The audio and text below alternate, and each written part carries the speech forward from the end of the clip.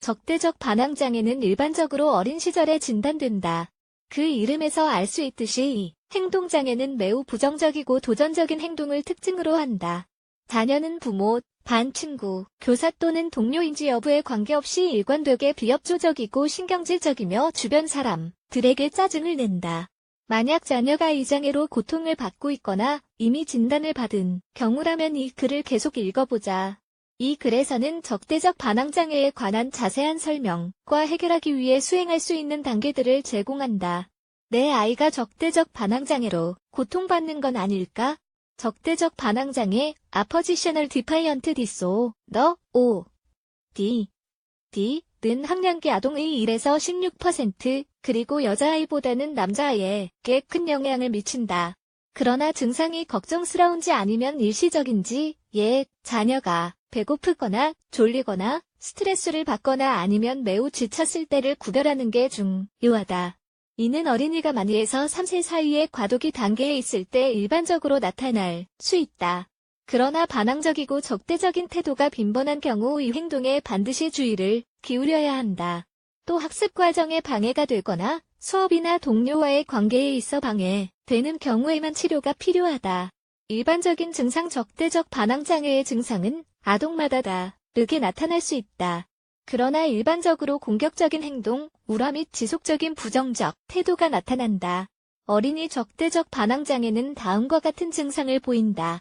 우라 행동과 분노, 주변 사람들과의 지속적인 다툼, 어른들의 말을 거부하고 말대꾸함, 다른 사람들을 향한 성가신 태도와 다른 사람들이 자신을 귀찮게 할 때 매우 민감한, 차갑고 무례한 말투, 안가품하는 태도. 어린이의 적대적 반항장애를 치료하기 위한 조치 1.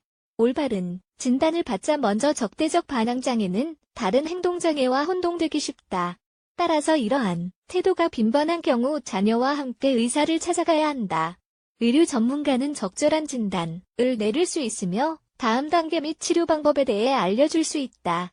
대부분 경우 부모와 교사는 어린이의 이러한 특성을 감지할 수 있다. 그러나 아동 정신과 의사 또는 정신건강 전문가는 반드시 의학적 방법, 사회력 및 특정 검사를 통해 진단을 내려야 한다. 2. 요법 치료를 시도해보자. 심리치료는 어린이 적대적 반항장애에 있어서 중요한 부분이다. 하지만 이는 반드시 가족들의 지원으로 보완되어야 한다. 어린이의 적대적 반항장애에는 많은 치료법이 있다.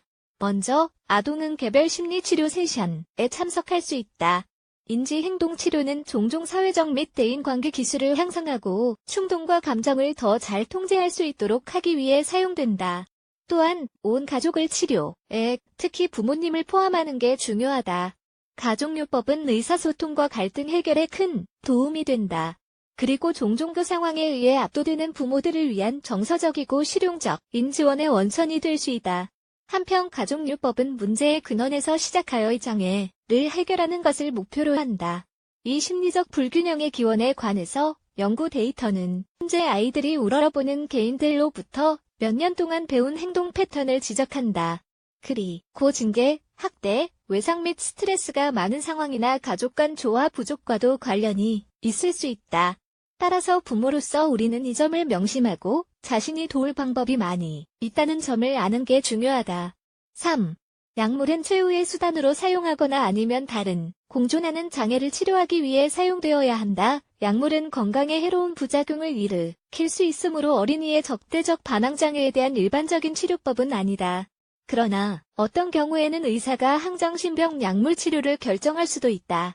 아이가 공격적인 행동을 보이거나 행동이 심각하게 악화하거나 다른 치료 옵션이 효과가 없는 경우라면 특히 그렇다. 또한 자녀가 가정이나 학교에서 위험이나 위협이 되는 경우 약물 투여를 결정할 수 있다. 어떤 경우에는 이 장애에 다른 행동 문제가 동반될 때 다른 유형의 약물이 처방될 수 있다.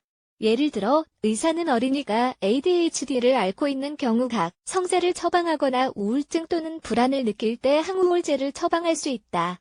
주요 목표는 어린이의 삶의 질을 향상하는 것이지만 약물의 부작용에 대해서도 항상 고려해야 한다.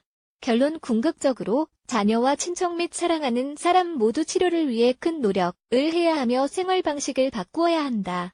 이러한 유형의 정신장애는 전체 환경에 대한 고뇌와 절망뿐만 아니라 끊임없는 무력감을 유발할 수 있다. 그러나 온 가족과 교육 시스템에 대한 올바른 치료 및 긍정적인 태도로 어린이의 적대적 반항장애는 충분히 극복이 가능하다.